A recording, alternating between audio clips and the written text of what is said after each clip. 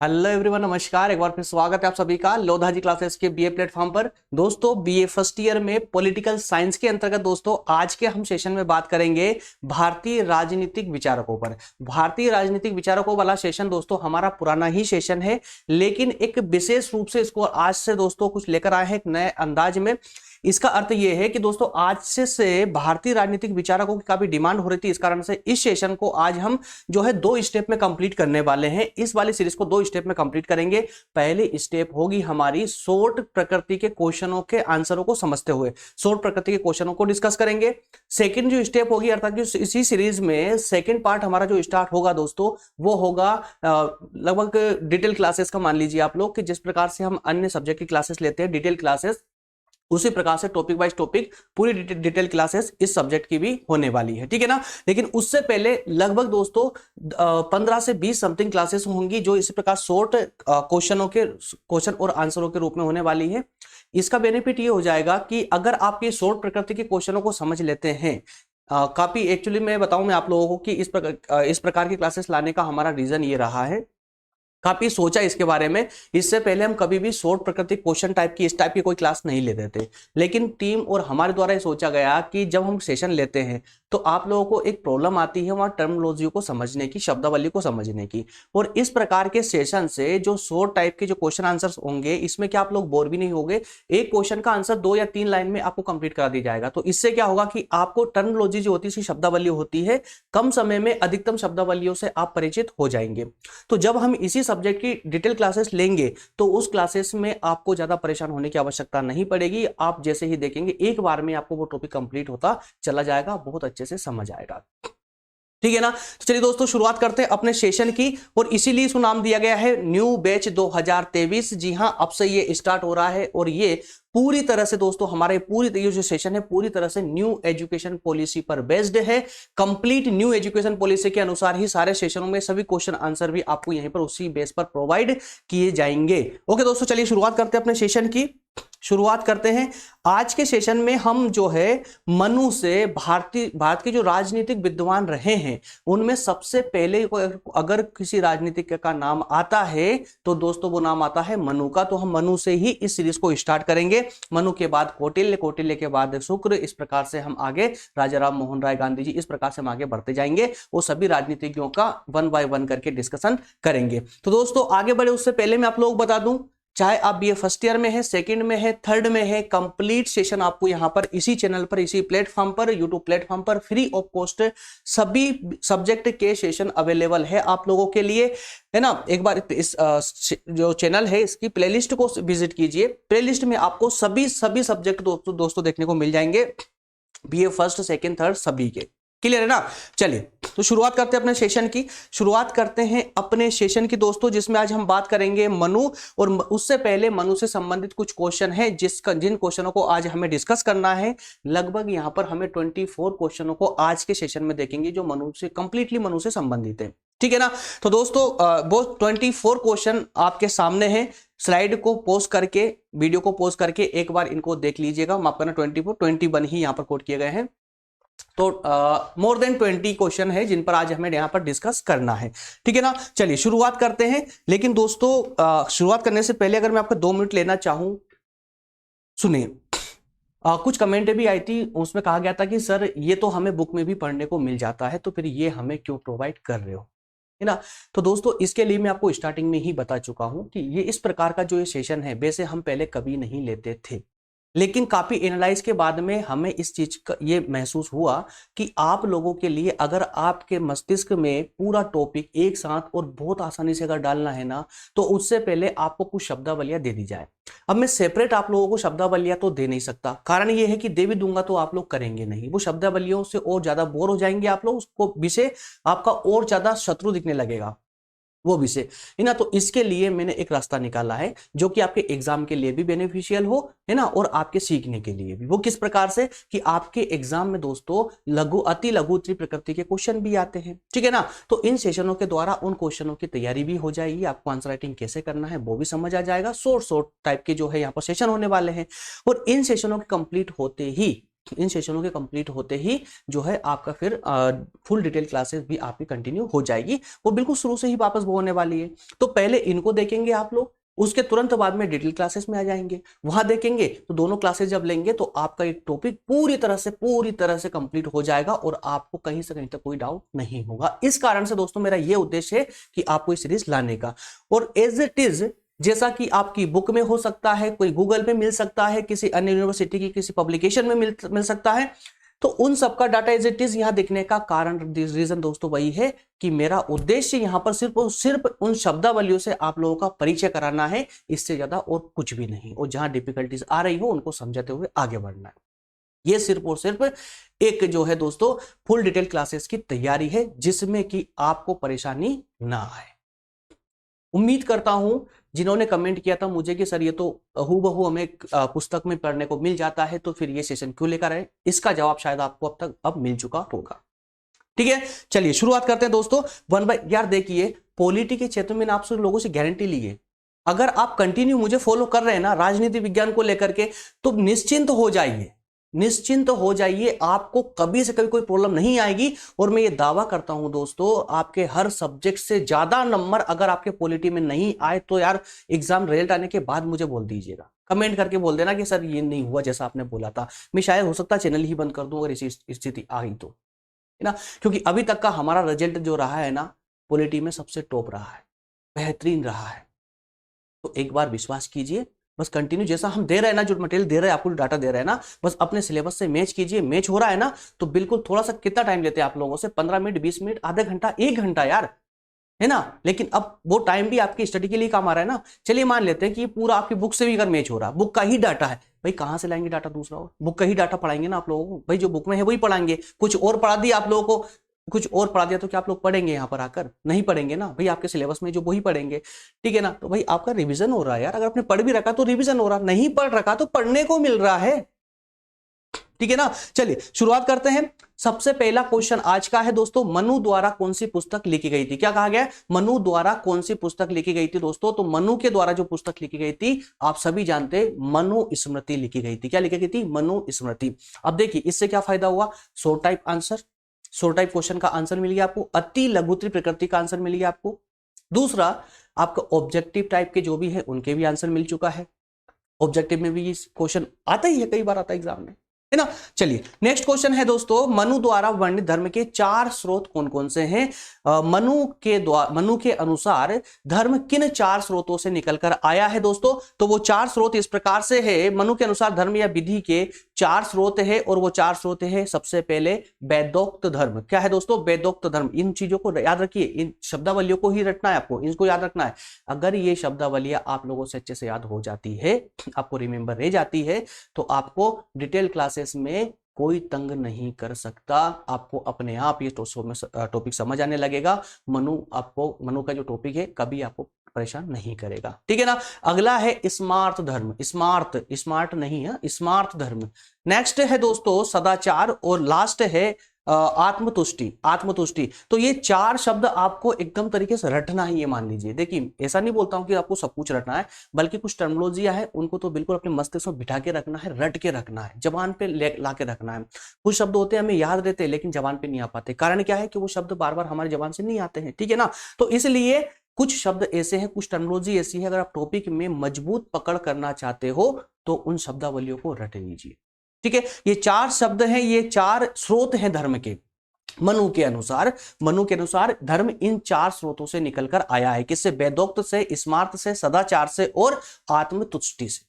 Clear है ना। चलिए आगे बढ़ते हैं। नेक्स्ट क्वेश्चन है दोस्तों, मनु ने धर्म की क्या परिभाषा दी है। मनु के अनुसार धर्म क्या हो सकता है, मतलब मनु ने धर्म को किस प्रकार से परिभाषित किया है। इसका आंसर है, मनु के अनुसार धर्म का अभिप्राय यह है कि सभी व्यक्ति अपने निर्धारित कर्तव्यों का पालन करते हुए परम लक्ष्य मोक्ष की प्राप्ति की ओर अग्रसर हो। सभी व्यक्तियों द्वारा स्वधर्म का पालन किए जाने पर ही समाज की व्यवस्था संभव है। मनु ने साफ साफ शब्दों में कहने का प्रयास किया है, घुमाया फिराया नहीं है, स्पष्ट कहा है कि धर्म क्या है। तो धर्म को इस प्रकार से उन्होंने परिभाषित किया है कि प्रत्येक व्यक्ति अपने कर्तव्य का पालन करे। सबसे पहला कि प्रत्येक व्यक्ति को जो काम मिला है, जो उसका कर्तव्य है, उस कर्तव्य का पूरी ईमानदारी से पालन करे और इस पालन के दौरान ही उसे मोक्ष की प्राप्ति हो सकती है। और अगर प्रत्येक व्यक्ति अपने कर्तव्य का निस्वार्थ और निरंतर होकर के अगर अपने कर्तव्य का पालन करता है तो उसी के द्वारा ही समाज का विकास संभव हो सकता है, अन्यथा नहीं। तो सिंपल अर्थों में कहने का, इन्होंने स्पष्ट कहने का, संक्षेप में कहने का प्रयास किया है कि अगर प्रत्येक समाज का अगर कोई व्यक्ति विकास करना चाहते हैं तो समाज का विकास प्रत्येक व्यक्ति के दायित्वों के निर्वहन में ही छुपा हुआ है। अर्थात समाज के प्रत्येक व्यक्ति को अपने दायित्वों का निर्वहन उचित रूप से करना चाहिए। क्लियर है? चलिए अगले प्रश्न पर मूव करेंगे दोस्तों। अगले प्रश्न पर मूव करेंगे। नेक्स्ट प्रश्न है मनु की क्षणगुण नीति। मनु की क्षणगुण नीति के तत्व बताने हैं आप लोगों को। मनु की क्षणगुण नीति के तत्व बताने हैं। तो कौन कौन से तत्व है दोस्तों? मनु की क्षणगुण नीति के 6 तत्वों का विवेचन किया गया है। 6 तत्व कौन कौन से हैं वही टर्मिनोलॉजी आ चुकी है। संधि विग्रह यान आसन द्वैधी भाव संश्रय। क्या क्या है दोस्तों? संधि विग्रह यान आसन, संधि विग्रह यान आसन द्वैधी भाव संश्रय। तो ये 6 तत्व दिए गए हैं, इन 6 तत्वों को इसी लय के द्वारा ही आपको याद करने हैं। और ये क्या है? संधि विग्रह यान यासन द्वैधी भाव संश्रय। द्वैधी भाव संश्रय क्या है दोस्तों? ये क्षणगुण नीति, मनु की क्षणगुण नीति, उसके 6 तत्व है। क्लियर है? अगला प्रश्न है मनु के राज्य में, मतलब राज्य में जनपद के कितने समूह थे या राज्यपद के कितने समूह थे, उन्हें क्या कहा जाता था? तो मनु के राज्य में जनपद के कितने सदस्य समूह थे दोस्तों? 12 समूह थे, जिसे राज्य मंडल कहा जाता था। तो देखिए अब इस टाइप के क्वेश्चन में अपने उसमें क्या सीखने यार, देखिए अब मुझे बताइएगा कि अब जैसे क्वेश्चन नंबर 5 है, इसमें क्या पूछा गया है कि मनु के राज्य में जनपद के कितने समूह थे? जनपद के राज्यपद के जनपद मान लीजिए कि कितने समूह थे और इनको क्या कहा जाता था? अब सिंपल सा आंसर है कि इसके 12 समूह थे और इनको मंडल कहा जाता था, राज्य मंडल। इसमें मैं क्या समझाऊं आप लोगों को, क्या एक्सप्लेन करूं, बताइए आप लोग। लेकिन इसमें आपका एक बेनिफिट ये हुआ है कि जब पुस्तक में पढ़ते, किताब में पढ़ते तो पता नहीं अब कहां जाकर के ये टर्मिनोलॉजी आपको मिलती, लेकिन यहाँ पर समग्र रूप से और एक दृष्टि में आपको सारी टर्मिनोलॉजी सामने देखने को मिल रही है। इससे एक सटीक नॉलेज आपको ये हो चुका है, ये स्पष्ट रूप से हो चुका है कि यार मनु के राज्य में जो है जनपद के 12 समूह तो थे और राज्य मंडल उन समूह को कहा जाता था। इतनी कहानी तो आपको पता चल चुकी है ना। तो जब डिटेल क्लासेस लेंगे ना, तो जब वहां पर आएगा तो आपको कंफ्यूजन होगी ही नहीं, बिल्कुल भी। सारी टर्मिनोलॉजी आपस में एक दूसरे से जुड़ेगी और क्वेश्चन की प्रकृति अपने आप बड़ी हो जाएगी, है ना। चलिए अगला क्वेश्चन है मनुस्मृति में प्रतिपादित राज्य की उत्पत्ति के सिद्धांत समझाइए। क्या कहा गया दोस्तों? इसको थोड़ा सा देख लीजिए। मनुस्मृति अर्थात मनु की पुस्तक जो है मनुस्मृति, उस मनुस्मृति में प्रतिपादित राज्य की उत्पत्ति के सिद्धांत। अब यहां पर देखिए दोस्तों, मनु के द्वारा राज्य की उत्पत्ति का जो सिद्धांत दिया गया है उसकी बात हो रही है। अगर आप बीए फर्स्ट ईयर की ही राजनीतिक सिद्धांत वाले सेशन को कंटिन्यू कर रहे हैं, जिसमें अभी तक 6 या 7 लेक्चर हो चुके हैं, तो वहां पर आपने अच्छे से देखा होगा कि वहां हम राज्य की उत्पत्ति के सिद्धांतों पर चर्चा कर रहे हैं। तो उन्हीं सिद्धांतों में से एक सिद्धांत जो है वो मनु के द्वारा भी दिया गया है ना। तो उसी सिद्धांत के बारे में इस क्वेश्चन में पूछा गया है कि मनु ने अपनी पुस्तक मनुस्मृति में राज्य की उत्पत्ति के कौन से सिद्धांत की बात की है? तो यहां पर मनु ने राज्य के देवीय सिद्धांत की उत्पत्ति की बात की है। कौन से दोस्तों? देवीय सिद्धांत। क्या हुआ भाई? ओके, देवीय सिद्धांत की बात की है। उनके अनुसार मत्स्य न्याय की स्थिति को समाप्त करने के लिए ईश्वर ने राज्य की स्थापना की है, रचना की है।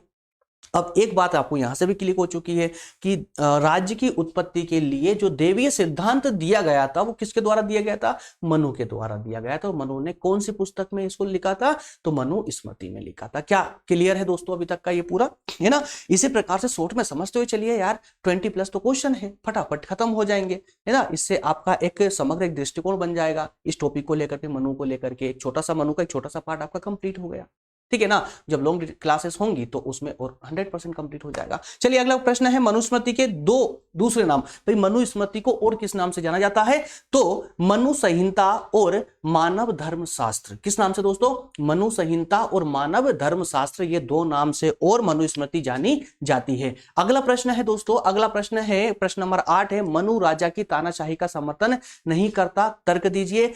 क्या मनु ने राजा की तानाशाही का समर्थन किया है या नहीं, और नहीं किया है तो किस प्रकार से तर्क देना है।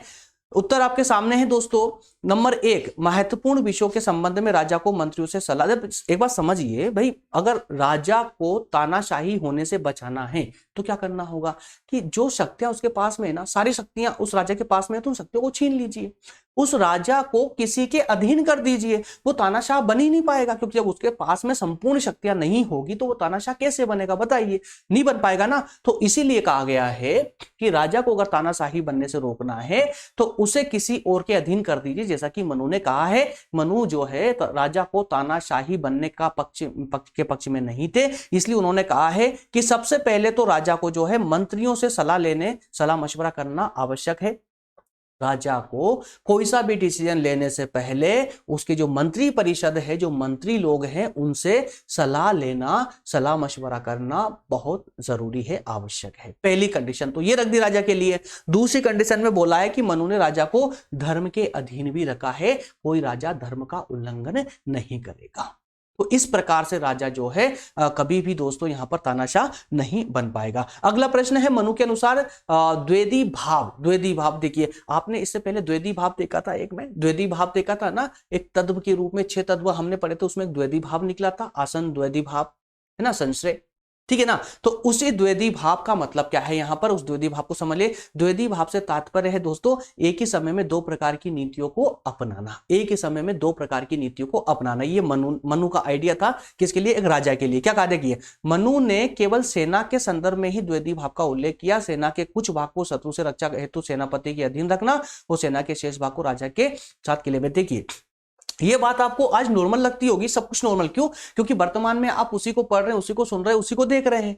लेकिन दोस्तों जब इस प्रकार का कोई एनवायरमेंट ही नहीं था, कोई सरकार ही नहीं थी, कोई शासन ही नहीं था, कोई सेना ही नहीं थी, कुछ था ही नहीं, सिर्फ आधे आधे कपड़े पहनने वाली जनसंख्या थी, कुल मिलाकर आधीन जाति थी। उस समय अगर कोई व्यक्ति इतनी बड़ी बात बोलता है, सेना जैसी बात करता है, राजा जैसी बात करता है, एक पूरे राजघराने जैसी बात करता है, राजा को लेकर नियमों की बात करता है, ऐसे शब्दों की बात करता है, तो मतलब समझ लीजिए कि उसकी तर्क शक्ति, उसकी जो सोचने की क्षमता है वो कितनी प्रबल होगी, कितनी प्रबल होगी, सोचिए उसको। मनु ने भी दोस्तों इसी प्रकार के कुछ आइडिया दिए थे, और उन्होंने कहा था कि द्वेदी भाव एक सिद्धांत दिया, उन्होंने द्वेदी भाव एक शब्द दे दिया। उस द्वेदी भाव को भी उन्होंने सिर्फ सेना के संबंध में इस्तेमाल किया था, और इस द्वेदी भाव का अर्थ यह होता है कि एक समय में 2 नीतियों का पालन करना, एक समय में 2 नीतियों का पालन करना। वो किस प्रकार से, जैसे मान ले कि मैं आपको अभी सेशन दे रहा हूं, ये सेशन दे रहा हूं आपको फ्री ऑफ कॉस्ट दे रहा हूं, ठीक है ना। अब यही सेशन फ्री ऑफ कॉस्ट भी चले और एक मोबाइल ऐप पर पेड क्लासेस के रूप में भी चले, तो क्या हो रहा है, सेशन तो एक ही है, यूट्यूब पर फ्री चल रहा है, और जो है मोबाइल ऐप पर क्या चल रहा है दोस्तों, पेड चल रहा है। तो क्या हुआ, इसमें द्वेदी भाव हो गया ना, मतलब द्वेदी भाव अर्थात 2 भाव के द्वारा किया गया कार्य द्वेदी भाव कहलाएगा। तो यहां पर मनु का भी यही अर्थ था, और ये सेना के संदर्भ में करते थे। उनका कहना यह था कि सेना को, आदि सेना को तो सेनापति के अधीन रखिए, जो युद्ध में शत्रु राजा से जो है राज्य की रक्षा करेगा, और आदि सेना को राजा के पास किले में रखिए, जो डायरेक्टली राजा की जो है रक्षा करेंगे। क्लियर है, चलिए आगे बढ़ते हैं। मनु के अनुसार राज्य के 2 प्रमुख कार्य, सिंपल सा है, प्रजा की शत्रु किसके द्वारा, भाई मनु के अनुसार राज्य के 2 कार्य बता पूछ रहा है वो, जनता के, राज्य के 2 कार्य अर्थात राजा के 2 कार्य कौन कौन से महत्वपूर्ण। मनु ने कहा है कि भाई राजा तो ठीक है, बाकी राजा को विशेष रूप से कौन कौन से कार्य करना चाहिए, तो उनमें से 2 कार्य यहां पर बताए हैं कि पहला तो जनता की रक्षा करे, हर राजा का कर्तव्य होता है, कार्य होता है, जनता की रक्षा करे, किससे, अन्य शत्रु राज्य से। दूसरा जनता का विकास करे या समाज का विकास करे। क्लियर है ना, चलिए नेक्स्ट है, अगला प्रश्न है, चलिए 3 है, अर्थव्यवस्था पर नियंत्रण रखना, सेम है ना, ठीक है। अगला प्रश्न है दोस्तों, जो सिंपल है उनको आप स्वयं पढ़ते हुए चले आगे बढ़ते, जहां समझाने की आवश्यकता पड़ेगी, जैसे कि द्वेदी भाव एक टर्मिनोलॉजी, उसको समझ लिया ना आपने, कभी नहीं भूलोगे, डोंट वरी, ठीक है ना। इस प्रकार के कुछ टर्मिनोलॉजी होगी, उनको समझाने के कारण ही तो सेशन लिया हुआ है, ठीक है। जो आसान टर्म है उनको तो आप पढ़ ही सकते हैं, ठीक है। चलिए मनु के राज्य के सप्तांग सिद्धांत के तत्वों का उल्लेख कीजिए। सप्तांग सिद्धांत दोस्तों, मनु, आपको याद होगा शायद, सप्तांग सिद्धांत किसने दिया था, मनु ने ही दिया था ना, ये तो आपने 12th में भी पढ़ा होगा, ठीक है। सप्तांग सिद्धांत, तो सप्तांग सिद्धांत में क्या क्या दिए गए थे दोस्तों, 7 तत्व बताए थे उन्होंने, 7 तत्वों को मिला करके सप्तांग सिद्धांत का निर्माण किया था मनु ने। और वो 7 तत्व कौन कौन से हैं, 7 तत्व कौन कौन से हैं दोस्तों, तो जरा ये देख लीजिए आपके सामने है स्क्रीन पर। मनु के सप्तांग सिद्धांत के 7 तत्वों में सबसे पहले आता है स्वामी। कौन आता है दोस्तों, स्वामी। और स्वामी की संज्ञा किसको दी गई है, राजा को दी गई है। स्वामी की संज्ञा राजा को दी गई है। अब यहां पर एक छोटी सी टर्म है, चलो उसको समझिए, बहुत अंदर की बात है ये, कि मनु ने जो है राजा को स्वामी की संज्ञा क्यों दी है, स्वामी का स्थान क्यों दिया है। मनु ने राजा को स्वामी का स्थान क्यों दिया है, ये एक क्वेश्चन है और ये आपके ऑब्जेक्टिव क्वेश्चन में आ भी सकता है। अभी सोचा तो ये था कि आप लोगों से कमेंट में इसका आंसर जानूं, लेकिन इसका आंसर मैं बता ही देता हूं, पता नहीं कब तक आप आंसर देंगे। सुन लीजिए आप लोग, जिसको पता है वो हंसकर खुश हो जाइए और जिसको नहीं पता है वो उसको याद कर लीजिए। मनु ने राजा को स्वामी की संज्ञा इसलिए दी है कि अभी थोड़ी देर पहले हमने चर्चा की थी कि मनु ने राज्य की उत्पत्ति के कौन से सिद्धांत की बात की है, तो देवीय सिद्धांत। और देवीय सिद्धांत के अनुसार राज्य की उत्पत्ति कैसे हुई दोस्तों, ईश्वर के द्वारा। ठीक है, तो जब राज्य की उत्पत्ति ईश्वर के द्वारा हुई है तो उनका कहना है कि जो राजा है वो भी ईश्वर का प्रतिनिधि है ना, राजा भी ईश्वर का प्रतिनिधि है। और राजा को ईश्वर का प्रतिनिधि होने के कारण, राजा का ईश्वर के प्रति ही उत्तरदायी होने के कारण ही यहां पर राजा को प्रजा के स्वामी की संज्ञा दी है। क्लियर है दोस्तों, ईश्वर का प्रतिनिधि होने के कारण ही मनु ने राजा को जनता का स्वामी होने की संज्ञा दी है, स्थान दिया है। क्लियर। दूसरा है दोस्तों, दूसरा तत्व है सप्तांग सिद्धांत का मंत्री। ये 7 तत्व होना कंपलसरी है, 7 तत्व होना कंपलसरी है। स्वामी, मंत्री, किले, पुर अर्थात पुर को क्या कहा गया, किले, राष्ट्र, कोष, दंड और मित्र। तो ये 7 तत्व हैं जिनके द्वारा एक सफल शासन का संचालन किया जा सकता है, ये मनु के अनुसार कहा गया दोस्तों। ठीक है, अगला प्रश्न, मनु के अनुसार संप्रभुता का क्या आधार है। संप्रभुता का आधार क्या है, तो संप्रभुता का आधार देखिए दोस्तों, मनु ने थोड़ा सा चेंज करते हुए यहां पर कहा है, इसको थोड़ा सा समझ लीजिए क्योंकि वर्तमान की टर्मिनोलॉजी भी है और इससे हम इस टर्म को, मतलब मनु की ये हजारों पुरानी टर्म को हम आज कंपेयर कर सकते हैं। मनु के अनुसार संप्रभुता का आधार, संप्रभुता का आधार, संप्रभुता मतलब क्या हुआ आपको पता है ना दोस्तों, स्वतंत्रता। संप्रभुता मतलब अगर हम देश की बात करें, एक राज्य की बात करें, तो पूरी तरह से वो स्वतंत्र हो अपना कार्य करने के लिए, इसे ही हम यहां संप्रभुता कहते हैं, है ना। मनु के अनुसार संप्रभुता के जो आधार हैं वो क्या है, देखिए धर्म और दंड, 2 तत्व हैं इनकी संप्रभुता के आधार के। कौन कौन, धर्म और दंड। तो कहा गया है कि दंड समाज में शांति व्यवस्था और मर्यादा बनाए रखने के लिए आवश्यक। दंड ही एक ऐसा साधन है जिसके द्वारा समाज में शांति व्यवस्था बनाए रखी जा सकती है। जनता मर्यादा में रह करके अपना कर्तव्यों का पालन करती है दंड के भय से। दूसरा है आंतरिक संप्रभुता का एक रूप है, कौन, दंड। आंतरिक संप्रभुता का एक रूप है दंड। दंड राजा की अपकीर्ति और परलोक में नरक गमन का कारण बनता है, नरक गमन का कारण बनता है। क्लियर है दोस्तों। चलिए अगला प्रश्न है हिंदुओं का कानूनी साहित्य कितने वर्गों में विभाजित है। हिंदुओं का जो कानूनी साहित्य है वो कितने वर्गों में विभाजित है, जो मनु द्वारा रचित था। हिंदुओं का कानून साहित्य 3 वर्गों में विभाजित था। कौन कौन से वर्ग दोस्तों, धर्मसूत्र, धर्मशास्त्र और टीकाएं। टीकाएं दोस्तों यहाँ पर ये थोड़ा मिसप्रिंट हुआ है, ये टीकाएं नहीं है बल्कि टीकाएं हैं, ठीक है ना, छोटी ई की मात्रा है। ठीक, तो कौन कौन से 3 वर्ग हैं दोस्तों हिंदू कानूनी साहित्य के, कौन कौन से 3 वर्ग है, धर्मशास्त्र, धर्मसूत्र, धर्मशास्त्र, धर्मसूत्र और टीकाएं। ठीक है ना। चलिए अगला प्रश्न देखेंगे। अगला प्रश्न है मनुस्मृति में समस्त समाज को कितने वर्गों में विभाजित किया गया है। मनुस्मृति में पूरी समाज के कितने वर्ग बताए गए थे, कितने वर्गों में इसको विभाजित किया गया था दोस्तों, तो आप सभी बहुत अच्छे से जानते हैं, बताने की ज्यादा आवश्यकता नहीं है। वही 4 वर्ग हैं जो हम पढ़ के अभी तक इतने बड़े हो चुके हैं, इनेबल की 5th क्लासेस को पढ़ते हुए आ रहे हैं, है ना। समाज के कितने वर्ग थे, तो शायद 10th 12th तक आते आते ये समझ आई कि ये हमने मनुस्मृति में देखा है कि मनुस्मृति में इनका वर्णन है। और कुछ मेरे दोस्त तो ऐसे हैं जिनको अभी भी नहीं पता था कि ये जो वर्ग बताए थे समाज के, ब्राह्मण क्षत्रिय वैश्य शूद्र वाला जो वर्ग बताए थे, जिस पे इतने झमेले हुए हैं बहुत भयानक तरीके से प्राचीन भारत से लेकर मध्यकालीन भारत तक के, वो सब किसकी देन थी? तो वो मनु स्मृति की ही देन थी, मनु स्मृति की। ठीक है ना? तो मनु स्मृति में ही ये समाज के ये 4 वर्ग बताए गए हैं, ब्राह्मण क्षत्रिय वैश्य और शूद्र। ठीक है। अच्छा, आश्रमों का उल्लेख की बात की गई है, तो क्या मनुस्मृति में आश्रमों के उल्लेख की बात की गई थी? जी हाँ, जी हाँ, चारों आश्रम बहुत बेहतरीन तरीके से आपको याद है, ब्रह्मचर्य, गृहस्थ, वानप्रस्थ और संन्यास आश्रम, बताने की कुछ भी ज्यादा आवश्यकता नहीं है। अगला प्रश्न पर आते हैं, मनुस्मृति में राजा की सत्ता पर किन नियंत्रणों की व्यवस्था की गई है? राजा की सत्ता पर नियंत्रण, क्या कहा गया है प्रश्न में? राजा की सत्ता पर नियंत्रण की क्या व्यवस्था की गई है मनुस्मृति में मनु के द्वारा? तो दोस्तों सबसे पहला धर्म का नियंत्रण होगा राजा पर, दूसरा संस्थागत नियंत्रण होगा। संस्थागत किस रूप में होगा दोस्तों? जैसे कि मंत्री परिषद के रूप में मान सकते हैं हम, या समाज की अन्य संस्था के रूप में मान सकते हैं, किसी भी प्रशासनिक संस्था के रूप में मान सकते हैं।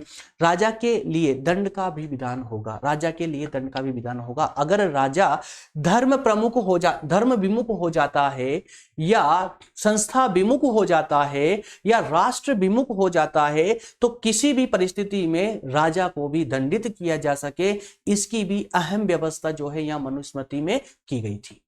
क्लियर है? चलिए अगले प्रश्न पर बात करेंगे। मनु के अनुसार मानुष प्रमाण कितने प्रकार के होते हैं? नाम लिखिए, मानुष प्रमाण दोस्तों 3 प्रकार के, लिखित, युक्ति, साक्षी। मानुष प्रमाण एक मनुष्य प्रमाण कितने प्रकार का हो सकता है? तो 3 प्रकार का हो सकता है। लिखित रूप में हो सकता है, युक्ति के रूप में हो सकता है, और एक साक्षी के रूप में हो सकता है। अगला प्रश्न है, मनु के अनुसार आसन का क्या अर्थ है? आसन का अर्थ जरा समझ लीजिए। आसन का अर्थ स्वयं की सुरक्षा के लिए शत्रु राजा के प्रति उपेक्षा की नीति का पालन करना। क्या कहा गया है? पेन लेके समझाना पड़ेगा इसके लिए। आसन का अर्थ है कि शत्रु राजा, जो भी आपका अपोजिट किंग है, जो शत्रु राजा है दोस्तों, उसके प्रति उपेक्षा की नीति का पालन करना। उपेक्षा की नीति, किसकी? उपेक्षा की नीति। आसन की नीति एक अस्थायी नीति है। इसका उद्देश्य शत्रु राजा को उस समय तक शांत रखना जब तक कि स्वयं की शक्ति उससे अधिक ना हो जाए। अब देखिए, आसन का अर्थ मनु ने किस प्रकार से निकाला है। उन्होंने कहा है कि आसन का सिंपल सा अर्थ है कि जो आपका अपोजिट किंग है, जो अपोजिट राजा है ना, जो आपका शत्रु राजा है, आपको लग रहा है कि इस राजा से हमारा कभी भी युद्ध हो सकता है, और आपको पता है कि आप इतने शक्तिशाली नहीं है कि उस राज्य के राजा से युद्ध करने के सक्षम हो, तो उस स्थिति में आप उस राजा को बस ललायित करते रहें, समझाते बुझाते रहें, ठीक है, उसे टालते रहें। कब तक? जब तक कि आप उससे अधिक शक्तिशाली नहीं हो जाते, या आप जो है उससे युद्ध करने के लायक या उसकी क्षमतावान नहीं हो जाते, या वो क्षमता आपके अंदर जब तक नहीं आ जाती, तब तक आप उस राजा को टालते रहेंगे। यही होती है आसन की नीति। ठीक है ना? इसी को कहा गया है कि शत्रु राजा की उपेक्षा की नीति। तो इस नाम से भी दोस्तों क्वेश्चन एग्जाम में देखने को मिल सकता है। मनु की दंड नीति को परिभाषित कीजिए। मनु ने दंड नीति दी थी, उसको परिभाषित करना है। क्या कहा है? मनु के अनुसार दंड नीति का अर्थ शत्रु राजा का बलपूर्वक दमन करना, उससे अपनी शर्तों को स्वीकार करवाना। सिंपल सा है, कुछ भी नहीं है। आगे बढ़ते हैं। अगला प्रश्न है दोस्तों, अगला प्रश्न है, मनु के अनुसार मंडल का क्या अर्थ है? मंडल का क्या अर्थ है? मनु के अनुसार मंडल का सरल अर्थ है राज्यों का व्रत, घेरा या समूह। क्या कहा गया? मंडल का मतलब क्या? 12 समूह पड़े हैं ना, 12 समूह, ठीक है ना? उस 12 समूह में उन समूह को क्या कहा गया था? राज्य मंडल। याद कीजिए आप लोग, अभी थोड़ी देर पहले हमने क्वेश्चन देखा था, राज्य मंडल, ठीक है ना? तो राज्य मंडल का क्या अर्थ हुआ? राज्य मंडल का अर्थ हुआ मेरे दोस्त राज्यों का व्रत, घेरा या पूरा समूह, है ना? अतः उस पर आधारित सिद्धांतों को मंडल सिद्धांत कहा जाता है। उस मंडल की व्यवस्था को लेकर, उसके मैनेजमेंट को लेकर के जो सिद्धांत बनाए गए उसे क्या कहा गया, मंडल सिद्धांत कहा गया। यह अंतरराष्ट्रीय संबंधों की निरपेक्ष व्यवस्था को व्यक्त करता है। यह राज्य के प्रभाव क्षेत्र तथा विदेश नीति की समस्याओं का विवेचन अथवा विश्लेषण करता है। कुल मिलाकर के ये कि उस पूरे मंडल की संचालन की गारंटी यही लेता है। कौन, इसके सिद्धांत लेते हैं। तो कुल मिलाकर के मंडल जो है, मंडल और मंडल को संचालित करने के लिए जो नियम बने थे उन नियमों को यहां सिद्धांत बताया गया है। और उन्हीं सिद्धांतों के अनुसार उन सिद्धांतों को आज वर्तमान में आप विदेश नीति के रूप में समझ सकते हैं। जैसे आज हमारी गवर्नमेंट की एक विदेश नीति होती है जिसके आधार पर वो अन्य देशों से अपने संबंध बनाती है, उसी प्रकार से इन मंडलों की भी विदेश नीति हुआ करती थी जिन्हें उस समय में सिद्धांत बोला जाता था। और उन्हीं सिद्धांतों के अनुसार ही उसके सारे संबंध संचालित होते थे। क्लियर है। अगला नेक्स्ट एंड लास्ट प्रश्न है, मनु भारतीय राजनीतिक चिंतन के किस परंपरा का प्रतिनिधित्व करते हैं। कौन सी भारतीय राजनीति की परंपरा के समर्थक थे ये। तो मनु प्राचीन वैदिक परंपरा को व्यवस्थित एवं सुगठित रूप से प्रस्तुत करने की परंपरा का प्रतिनिधित्व भारतीय राजनीतिक चिंतन में करते थे। ये कौन सी परंपरा कौन सी, व्यवस्थित और सुगठित रूप से प्रस्तुत करने की परंपरा, प्राचीन या वैदिक परंपरा को मान लीजिए आप लोग कि वैदिक परंपरा के पक्षधर थे श्री मनु। इस प्रकार से दोस्तों हमारा सेशन आज का होता है कंप्लीट। ठीक है ना। कमेंट सेक्शन के द्वारा आप मुझे बता सकते हैं कि कितना हेल्पफुल आपके लिए सेशन रहे हैं। अगर इसके बाद भी अगर आपको लगता है कि इस प्रकार की क्लासेस की आपको आवश्यकता नहीं है तो कृपया करके मुझे कमेंट करके जरूर बताइएगा। अगर आपको आवश्यकता नहीं है तो अनावश्यक रूप से हम भी अपना समय बर्बाद नहीं करेंगे। अगर आपको ही आवश्यकता नहीं तो फिर हम क्यों लेकर आएंगे, सिंपल सी बात है। फिर ये सब कुछ हम फिर पेड क्लासेस में देना चालू करेंगे क्योंकि वहां एक पूरे एक स्ट्रेटेजी के, क्योंकि देखिए यार मैं ऐसा नहीं सोचता हूं कि ये पेड क्लासेस है या फ्री क्लासेस है ना। जो मेरी पढ़ाने की स्ट्रेटजी है, मैं स्ट्रेटजी या तो पढ़ाऊंगा नहीं, और पढ़ाऊंगा ना तो फुल स्ट्रेटजी के साथ पढ़ाऊंगा। मेरी ये आदत है। पेड फ्री मुझे कोई फर्क नहीं पड़ता है। यूट्यूब पर मैंने आपसे प्रॉमिस किया है ना कि अगर आपका लोगों का पूरा इंटरेस्ट बना रहता है तो मैं आपको फ्री क्लासेस में ऐसी वो स्टडी दूंगा पूरे यूट्यूब पे। तो क्या दोस्तों, पेड क्लासेस में भी आप लोगों को नहीं मिलेगी, पर चलना आपको मेरे अनुसार होगा। उसमें मेरे अनुसार स्टडी करनी होगी, पूरे एक स्ट्रेटजी के द्वारा स्टडी करनी होगी। भले आपको आज लग रहा हो कि कुछ सीखे नहीं हो, कुछ विशेष नहीं सीखे हो, है ना, लेकिन 1 महीने बाद 2 महीने बाद जब आप उस सब्जेक्ट को कभी उठाकर पढ़ोगे ना, वो जब एग्जाम देकर आओगे, जब मार्कशीट नंबर चेक करोगे ना, तब आपको एहसास होगा इस चीज का कि आपने क्या सीखा था।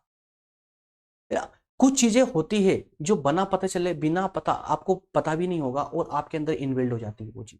और वही तो शब्दावलियां होती है, वही टर्मिनोलॉजी होती है। चलिए दोस्तों, नेक्स्ट सेशन में बात करेंगे कौटिल्य साहब की। जिस प्रकार से आज मनु की बात की हमने, इस प्रकार से नेक्स्ट सेशन में हम कौटिल्य को लेकर के कुछ समथिंग 20 प्रश्न के समथिंग ही हम कौटिल्य वाले सेशन में लेकर आएंगे, जिसके द्वारा कौटिल्य के बाद में फिर शुक्र, इस प्रकार से राजा राम मोहन राय, फिर इस पर कंटिन्यू चलता जाएगा और बहुत जल्दी सेशन को कंटिन्यू करके और कंप्लीट कर लेंगे। अगर आप लोगों का इंटरेस्ट बना रहा तो कमेंट में जरूर बताइएगा मुझे सेशन को कंटिन्यू रखना है या बंद करना है। ठीक है ना, जल्दी बताइएगा। चलिए दोस्तों, मिलेंगे नेक्स्ट सेशन में। तब तक आप सभी का धन्यवाद, थैंक यू।